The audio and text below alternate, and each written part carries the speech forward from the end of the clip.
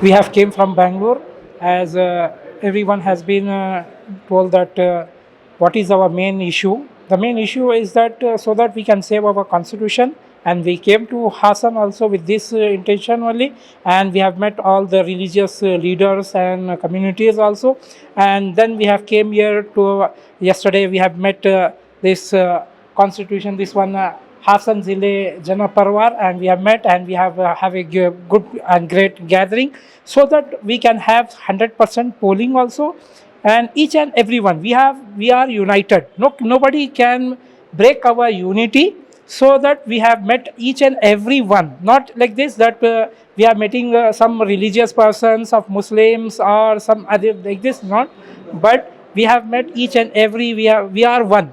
We will be meeting and we will be each and everyone, and nobody can destroy our unity.